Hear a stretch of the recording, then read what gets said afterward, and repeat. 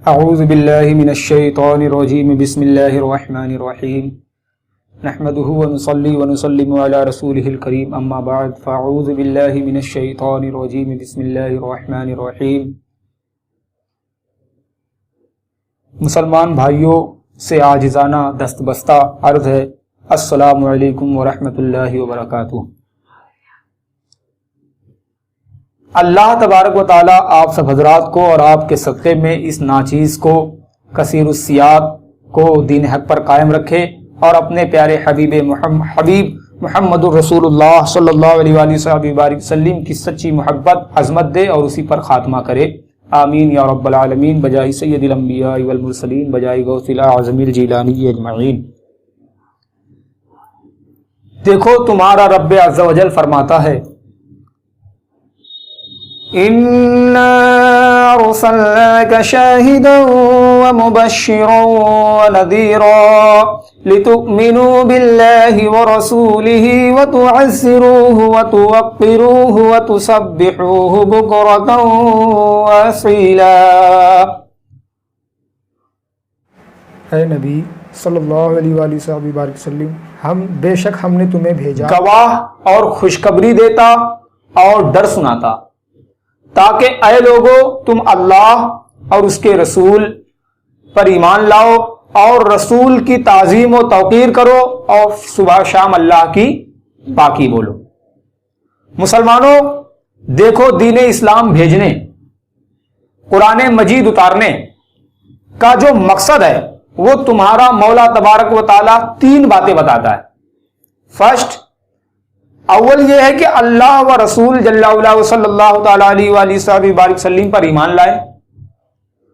دوسری بات، رسول اللہ صلی اللہ علیہ وآلہ وسلم کی تعظیم کرے، اور تھرڈ یہ ہے کہ اللہ تبارک و تعالیٰ کی عبادت میں رہے۔ مسلمانوں ان تینوں خوبصورت ترتیب کو دیکھو، سب میں پہلے اللہ تبارک و تعالیٰ نے ایمان کا ذکر کیا اور سب میں پیچھے اپنی عبادت کو ذکر کیا۔ پہلے ایمان کا ذکر کیا اور سب سے لاسٹ میں اپنی عبادت کا ذکر کیا، اور ان دونوں کے بیچ میں اپنے پیارے حبیب صلی اللہ علیہ وآلہ وسلم کی تعظیم کو، اس لیے کہ بغیر ایمان کے تعظیم اگر کوئی کرتا ہے، ایمان نہیں لایا اور تعظیم کرتا ہے تو قابل قبول نہیں ہوگا۔ بہت سارے یہودی ہیں، تعظیم مطلب عزت، نبی پاک علیہ الصلوۃ والسلام کی عزت، نبی پاک علیہ الصلوۃ والسلام کی ریسپیکٹ نا، بہت سارے لوگ کرتے ہیں، بہت سارے یہودی ہے، کرسچنس ہے، پادری ہے، سب لوگ کرتے ہیں، بہت سارے لوگ کرتے ہیں، یہاں تک کہ وہ لوگ لیکچر بھی دے چکے ہیں، نبی پاک علیہ الصلوۃ والسلام کی عظمت کے خطبے بھی پڑھتے ہیں نا، لیکچر بھی دیتے ہیں، تقریر بھی کرتے ہیں نا، اور یہاں تک کہ اگر کسی نے نبی پاک صاحب الاولیاء صلی اللہ علیہ وآلہ وسلم کی ذات پاک پر کچھ اعتراضات کیے، کچھ سوالات کیے، تو ان لوگوں نے جواب بھی دیے، کرسچنوں نے، پادریوں نے، یہود و نصارہ نے، یہ یہودی بول نصارہ نے، مگر ایمان نہیں لائے تو کوئی فائدہ ہوا؟ کیونکہ پہلا اللہ نے کیا فرمایا؟ ایمان نا، ایمان اگر ہے تو تعظیم قبول ہوگی نا، اور ایمان نہیں ہے تو تعظیم کا کوئی مطلب نہیں نا، کیونکہ وہ ظاہری تعظیم تھی۔ اگر ان کے دل میں رسول اللہ صلی اللہ علیہ وآلہ وسلم کی سچی عظمت ہوتی تو ضرور ایمان لاتے نا، ضرور ایمان لاتے۔ پھر جب تک نبی کریم صلی اللہ علیہ وآلہ وسلم کی سچی تعظیم نہ ہو کسی کے دل میں، اگر نبی رحمت صاحب الاولیاء صلی اللہ علیہ وآلہ وسلم کی سچی تعظیم نہ ہو، وہ پوری زندگی اللہ کی عبادت میں گزار دے، پوری زندگی، سب بیکار و مردود ہے، چاہے وہ خانہ کعبہ میں لیٹے لیٹے مر جائے تو بھی نا، بات سمجھ آئی؟ بہت سارے یہودی جوگی جو پوری دنیا کو ترک کر کے سنیاسی بن جاتے ہیں نا، ترک کر دیتے ہیں، پوری دنیا کو چھوڑ کر اپنے طور پر اللہ کا ذکر کرتے ہیں، بلکہ کچھ تو ان میں سے وہ بھی ہے جو لا الہ الا اللہ بھی پڑھتے ہیں، کچھ تو ان لوگوں میں سے وہ لوگ بھی ہیں جو لا الہ الا اللہ بھی پڑھتے ہیں اور لا الہ الا اللہ کی ضربیں لگاتے ہیں، مگر محمد الرسول اللہ صلی اللہ علیہ وآلہ وسلم کی تعظیم نہیں کرتے نا، تو کیا فائدہ ہوا؟ اصلاً کیا فائدہ ہوا؟ قابل قبول بارگاہ الہی نہیں، اللہ کی بارگاہ میں قبول ہونے کے لائق ان کا عمل ہے ہی نہیں۔ اور ایسو ہی کے بارے میں اللہ رب العزت نے قرآن پاک کے 19ویں پارے میں ارشاد فرمایا وَقَدِمْنَا إِلَى مَا عَمِلُوا مِنْ عَمَلٍ فَجَعَلْنَاهُ هَبَاءً مَنثُورًا، جو کچھ اعمال انہوں نے کیے تھے ہم نے سب برباد کر دیے، ہم نے سب برباد کر دیے۔ اور ایسو ہی کے بارے میں اللہ رب العزت فرماتا ہے عاملۃ ناصبہ تصلی نارا حامیہ، 30ویں پارے کی آیت کریمہ ہے۔ عمل کرے مطلب ہے عمل کرے مشقتیں بھرے، اب بدلہ کیا ہوگا؟ بھڑکتی آگ میں بیٹھیں گے نا، بھڑکتی آگ میں بیٹھیں گے۔ اور مسلمانوں کہو بولو محمد الرسول اللہ صلی اللہ علیہ وآلہ وسلم کی تعظیم مدار ایمان ہے کہ نہیں ہے؟ مدار نجات ہے کہ نہیں ہے؟ رسول اللہ صلی اللہ علیہ وآلہ وسلم کی تعظیم مدار قبول اعمال ہے کہ نہیں ہے؟ ہوئی اور بے شک ہے۔ اور دیکھو تمہارا رب عز و جل ارشاد فرماتا ہے قُلْ إِن كَانَ آبَاؤُكُمْ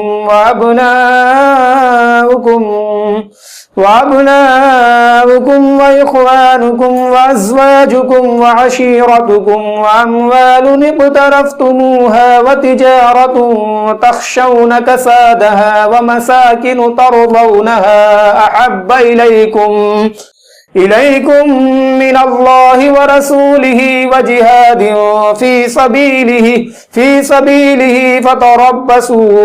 فَتَرَبَّصُوا حَتَّى يَأْتِيَ اللَّهُ بِأَمْرِهِ وَاللَّهُ لَا يَهْدِي الْقَوْمَ الْفَاسِقِينَ۔ اللہ رب العزت ارشاد فرماتا ہے اے نبی صلی اللہ علیہ وآلہ وسلم تم فرما دو کہ اے لوگو اگر تمہارے باپ، تمہارے بھائی، تمہاری بیویاں، تمہارا کنبہ، تمہاری کمائی کے مال اور وہ سوداگری جس کے نقصان کا تمہیں اندیشہ ہے اور تمہاری پسند کے مکان، ان میں سے کوئی بھی چیز اگر فیملی ان میں سے کوئی بھی چیز اگر تم کو اللہ اور اللہ کے رسول صلی اللہ علیہ وآلہ وسلم اور اس کی راہ میں یعنی اللہ کی راہ میں خرچ کرنے سے، کوشش کرنے سے زیادہ محبوب ہے تو انتظار رکھو یہاں تک کہ اللہ اپنا عذاب اتارے۔ اور اللہ بے حکموں کو راہ نہیں دیتا۔ اس آیت کریمہ سے معلوم ہوا کہ جسے دنیا جہان میں کوئی معزز، کوئی عزیز، کوئی مال، کوئی چیز اللہ و رسول صلی اللہ تعالی علیہ وسلم سے زیادہ پیاری ہو، زیادہ محبوب ہو، وہ بارگاہ الہی سے مردود ہے نا؟ سمجھ میں آئی بات؟ وہ بارگاہ الہی سے مردود ہے۔ اللہ تبارک و تعالیٰ اس کو اپنی طرف راہ نہیں دے گا، اللہ تبارک و تعالیٰ اس کو اپنی طرف راہ نہیں دے گا، اس سے تو عذاب الہی میں انتظار رہنا چاہیے۔ دیکھو تمہارے پیارے نبی صلی اللہ علیہ وآلہ وسلم فرماتے ہیں لا یؤمن احدکم حتی اکون احب الیہ من والدہ وولدہ والناس اجمعین، تم میں سے کوئی مسلمان نہ ہوگا، جب تک میں اسے اس کے باپ، اولاد اور سب آدمیوں سے زیادہ پیارا نہ ہو جاؤں۔ سبحان اللہ۔ یہ حدیث پاک بخاری وہ صحیح مسلم میں حضرت انس ابن مالک الانصاری رضی اللہ تبارک و تعالیٰ عنہ سے مروی ہے۔ اور اس حدیث پاک سے یہ بات تو بالکل صاف ہو گئی کہ حضور اقدس صلی اللہ علیہ وآلہ وسلم سے زیادہ اگر کوئی کسی سے پیار کرتا ہے تو وہ مسلمان ہرگز نہیں ہے، مسلمانوں کہو محمد الرسول اللہ صلی اللہ علیہ وآلہ وسلم کو تمام جہانوں سے زیادہ پیار کرنا مدار ایمان اور مدار نجات ہے کہ نہیں ہے؟ ہے نا؟ کہو ضرور، کہو ہوا اور ضرور ہوا نا؟ یہاں تک تو سارے کلمہ پڑھنے والے بولتے ہیں کہ ہاں نا، سارے کلمہ پڑھنے والے خوشی خوشی قبول کر لیتے ہیں کہ ہاں ہمارے دل میں محمد الرسول اللہ صلی اللہ علیہ وآلہ وسلم کی سچی عظیم عظمت ہے نا، نبی پاک علیہ الصلوۃ والسلام کی عظیم عظمت دلوں میں ہے. سارے کلمہ پڑھنے والے ہر آدمی خوشی خوشی یہ بات کہتا ہے، اور سب کہہ دیتے کہ ہاں ہمارے ماں باپ، ہمارے اولاد، سب سے زیادہ ہم اپنے نبی پاک صاحب الاولاد صلی اللہ علیہ وآلہ وسلم سے محبت کرتے ہیں. اللہ کرے ایسا ہی ہو، اللہ کرے ایسا ہی ہو. مگر بھائیو ذرا کان لگا کر سنو، تمہارا رب عز و جل کیا فرماتا ہے. رب ذوالجلال کا ارشاد سنو، فرماتا ہے الف لام میم احسب الناس ان يتركوا ان يقولوا آمنا وهم لا يفتنون. یہ 20ویں پارے کی آیت کریمہ ہے. اللہ رب العزت فرماتا ہے کیا لوگ اس گھمنڈ میں ہے کہ اتنا کہہ لینے پر چھوڑ دیے جائیں گے کہ ہم ایمان لائے؟ کیا لوگ اس گھمنڈ میں ہے کہ اتنا کہہ لینے پر چھوڑ دیے جائیں گے کہ ہم ایمان لائے اور ان کی آزمائش نہیں ہوگی؟ ان کی آزمائش نہ ہوگی. یہ آیت کریمہ مسلمانوں کو ہوشیار کر رہی ہے، مسلمانوں کو خبردار کر رہی ہے کہ دیکھو دیکھو صرف کلمہ پڑھنے سے کام نہیں چلے گا نا، صرف کلمہ پڑھنے سے کام نہیں چلے گا، صرف اپنے آپ کو مسلمان کہہ لینے سے چھٹکارا نہیں مل جائے گا. ہاں ہاں سنتے ہو، آزمائے جاؤ گے. رب کا ارشاد سن چکے، فرما چکا اللہ رب العزت کے آزمائے جاؤ گے، اور اگر آزمائش میں پورے نکلے تو مسلمان ٹھہرو گے نا، آزمائش میں پورے نکلے تو مسلمان ٹھہرو گے. اور ہر شے کی آزمائش میں یہ بات ضرور دیکھی جاتی ہے جو اس کے واقعی و حقیقی ہونے کو درکار ہوتی ہے، وہ اس میں ہے یا نہیں ہے. مطلب سمجھے، مان لو ابھی ڈاکٹر ہے، ابھی ڈاکٹر کا ایگزام ہوا، ابھی وہ ڈاکٹر نہیں تھا، ڈاکٹر کا ایگزام ہوا، پاس ہوا تو اس کو سرٹیفکیٹ ملتی ہے نا، کہ بغیر پاس ہوئے مل جاتی ہے. پاس نہیں ہوا تو ڈاکٹر نہیں ہوا وہ نا، اور جو پاس ہوا اس کو ڈاکٹری کی سرٹیفکیٹ مل گئی. تو صرف یہ کہہ لینے سے چھوڑ دیے جاؤ گے کہ ہم مسلمان. اللہ رب العزت کا ارشاد تو سن چکے، اللہ رب العزت تو فرماتا ہے امتحان ہوگا، آزمائش ہوگی، اور اس آزمائش میں دو باتوں کا ہونا بہت ضروری ہے. اور ایمان کے لیے ایمان کا امتحان ہوگا نا، تو ایمان کے امتحان کے لیے اللہ تبارک و تعالیٰ نے دو باتیں فرمائی. ایمان کے حقیقی اور واقعی ہونے کے لیے دو باتیں ضرور ہے کہ محمد الرسول اللہ صلی اللہ علیہ وآلہ وسلم کی تعظیم اور محمد الرسول اللہ صلی اللہ علیہ وآلہ وسلم کی محبت کو تمام جہان پر تقدیم. سمجھے؟ سب سے زیادہ تقدیم مطلب ہوتا ہے کہ سب سے زیادہ، سب سے اوپر نا، نبی پاک علیہ الصلوۃ والسلام کی محبت سب سے زیادہ دل میں رکھنا نا. تو اس کی آزمائش کا، اللہ رب العزت کی آزمائش کا یہ کھلا طریقہ ہے کہ تم کو جن لوگوں سے کیسی ہی تعظیم، کتنی ہی عقیدت، تو اس کی آزمائش کا کھلا طریقہ ہے کہ تم کو جن لوگوں سے کیسی ہی تعظیم، کتنی ہی عقیدت، کتنی ہی دوستی، کیسی ہی محبت کا علاقہ ہو. جیسے تمہارے باپ، سن لو، جیسے تمہارے باپ، تمہارے استاد، تمہارے پیر، تمہارے بھائی، تمہارے احباب، تمہارے اصحاب، تمہارے مولوی، تمہارے حافظ، تمہارے مفتی، تمہارے واعظ وغیرہ وغیرہ، کسے باشد کوئی بھی ہو نا، کسے باشد مطلب کوئی بھی، جب وہ رسول اللہ صلی اللہ علیہ وآلہ وسلم کی شان میں گستاخی کرے، اگر کوئی بھی نبی پاک صاحب الاولاد صلی اللہ علیہ وآلہ وسلم کی شان میں گستاخی کرے تو اصلاً تمہارے دل میں اس کی عظمت، اس کی محبت کا نام و نشان باقی نہ رہے نا، چاہے وہ کوئی ہو، باپ ہو، بھائی ہو، پیر ہو، مولانا ہو، مفتی ہو، کوئی بھی ہو. اگر رسول اللہ صلی اللہ علیہ وآلہ وسلم کی بارگاہ پاک کا گستاخی کیا، بارگاہ پاک کی گستاخی کیا، تو پھر اس کی محبت اور اس کی عظمت کا نام و نشان نہ رہے، فوراً اس سے الگ ہو جاؤ، فوراً الگ ہو جاؤ.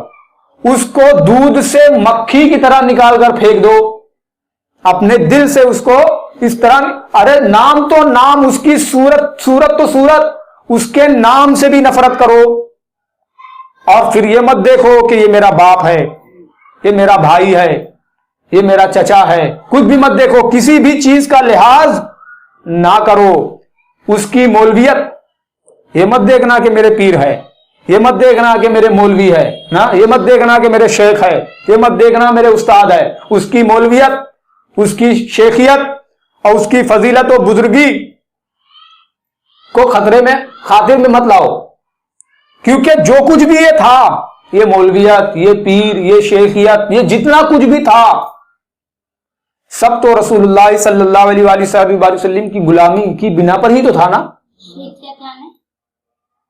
جو شیخ جس کو کہتے ہیں، شیخ جو بڑے بزرگ ہوتے ہیں، ہم اگر کسی کو اپنا شیخ مان رہے، بڑا مان رہے، پیر مان رہے ہیں نا، تو کیوں مان رہے ہیں؟ کیونکہ وہ رسول اللہ صلی اللہ علیہ وآلہ وسلم کا غلام ہے نا۔ اور جب یہ انہی کی بارگاہ کا گستاخ ہو گیا تو اب پھر بچا کیا نا؟ اب اس کی مولویت، اس کی پیری، اس کی مریدی، بچا کیا؟ اس کا کچھ بھی نہیں بچا۔ اس کے جبے امامے پر مت جاؤ، ہاں، اس کے جبے امامے پہ مت جاؤ۔ کیا بہت سارے یہودی جبے نہیں پہنتے؟ نصارہ جبے نہیں پہنتے؟ کیا وہ امامے نہیں باندھتے؟ اس کے نام و علم و ظاہری فضل کو لے کر ہم کیا کریں گے؟ کیا بہت سارے بطیرے پادری جو بکثرت فلسفی علوم نہیں جانتے، علوم فلسفہ نہیں جانتے، کیا وہ لوگ عالم نہیں ہوتے؟ کیا وہ لوگ علم سائنس نہیں رکھتے؟ تو ہمیں علم سے مطلب نہیں تھا، ہمیں تو نبی پاک علیہ الصلوۃ والسلام کی غلامی سے مطلب ہے نا۔ نبی پاک علیہ الصلوۃ والسلام کے جب تک غلام ہے تب تک ہم نے مانا نا، اور جب انہی کی بارگاہ کا گستاخ ہو گیا تو فوراً دودھ سے مکھی کی طرح نکال کر پھینک دو، پھر وہ تمہارا باپ ہو، بھائی ہو، مولانا ہو، مفتی ہو، پیر ہو، اسی کا نام مسلک اعلی حضرت ہے۔ بات سمجھ میں آئی؟ اسی کا نام ہے مسلک اعلی حضرت۔ ہاں، اور سنو،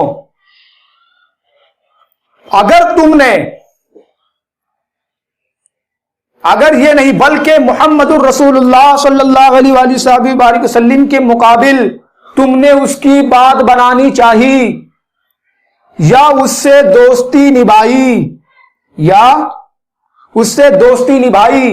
یا اسے ہر برے سے بدتر نہ جانا، یا اسے برا کہنے پر برا مانا، یا اس قدر کہ تم نے اس بات میں کہ اس نے گستاخی کیا اور تم بے پرواہ ہو گئے، اگر تم نے اس میں بے پرواہی کی تو تمہارے دل میں اس کی طرف سے، اور تمہارے دل میں اس کی طرف سے اس کے لیے سخت نفرت نہ آئی، تو اب خود ہی سوچ لو، خود ہی انصاف کر لو، للہ اب انصاف کر لو کہ تم امتحان میں کے وقت، تم ایمان کے امتحان میں، اور قرآن و حدیث نے جن دو باتوں پر ایمان کا مدار رکھا، ہم کتنا دور نکل گئے نا، اس سے کتنے دور نکل چکے۔ اگر یہ نہیں ہوا، گستاخوں سے سخت نفرت دل میں نہیں آئی، ہاں، اور گستاخوں سے دور نہیں ہوئے، تو اب خود ہی سوچ لو کہ ہم ایمان کے امتحان سے کتنا دور نکل گئے۔ مسلمانوں، کیا جس کے دل میں محمد الرسول اللہ صلی اللہ علیہ وآلہ وسلم کی تعظیم ہوگی، وہ ان کی شان میں گستاخی کرنے والوں کی عزت کرے گا، ہاں، اگرچہ وہ اس کا پیر یا استاد یا پدر ہی کیوں نہ ہو۔ ماں باپ، بھائی بہن، پدر مادر، یہ سب کو کہتے ہیں نا۔ کیا جسے محمد الرسول اللہ صلی اللہ علیہ وآلہ وسلم تمام جہان سے زیادہ پیارے ہو، کیا وہ ان کے گستاخوں سے سخت نفرت نہیں کرے گا؟ کرے گا یا نہیں کرے گا؟ اگرچہ وہ اس کا دوست ہو نا، یا اس کا بھائی ہو، یا اس کی بہن ہو، کوئی بھی ہو، للہ اپنے حال پر رحم کرو، اپنے رب کی بات سنو، دیکھو وہ کیوں کر تم کو اور کیسے تم کو اللہ تبارک و تعالیٰ تمہیں اپنے رحمت کی طرف بلاتا ہے۔ دیکھو تمہارا رب عز و جل ارشاد فرماتا ہے، لا تجد قوما يؤمنون بالله واليوم الآخر يوادون من حاد الله حاد اللہ ورسولہ ولو كانوا آباءهم او اخوانهم او ابناءهم او اخوانهم او عشيرتهم اولئك كتب في قلوبهم الايمان وأيدهم بروح منه ويدخلهم جنات تجري من تحتها الأنهار خالدين فيها رضي الله عنهم ورضوا عنه أولئك حزب الله ألا إن حزب الله هم المفلحون. اللہ رب العزت فرماتا ہے کہ تو نہ پائے گا انہیں جو ایمان لاتے ہیں اللہ اور قیامت پر کہ ان کے دل میں ایسوں کی محبت آنے پائے، یعنی جو اللہ اور قیامت پر ایمان لاتے ہیں ان کے دل میں ایسوں کی محبت کبھی نہیں آئے گی جنہوں نے خدا و رسول کی مخالفت کی صلی اللہ تعالی علیہ وسلم.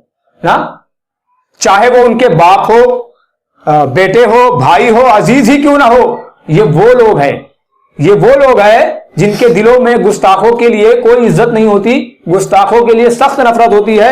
تو اللہ رب العزت فرماتا ہے یہ وہ لوگ ہیں جن کے دلوں میں اللہ نے ایمان نقش کر دیا. کیا یہ بریلی شریف کی بات ہے؟ یہ تو میرے رب کا فرمان ہے نا، قرآن پاک کا حکم ہے. اللہ فرماتا ہے یہ وہ لوگ ہیں جن کے دلوں میں اللہ نے ایمان نقش کر دیا، اور اللہ کا لکھا کبھی مٹتا نہیں ہے، اور اپنی طرف کی روح سے ان کی مدد فرمائی. انہیں باغوں میں لے جائے گا. کہاں لے جائے گا؟ باغوں میں لے جائے گا جن کے نیچے نہریں بہ رہی ہیں، اور ہمیشہ اس میں رہیں گے ان میں نا، وہ اس میں ہمیشہ رہیں گے. اللہ ان سے راضی اور یہ اللہ سے راضی.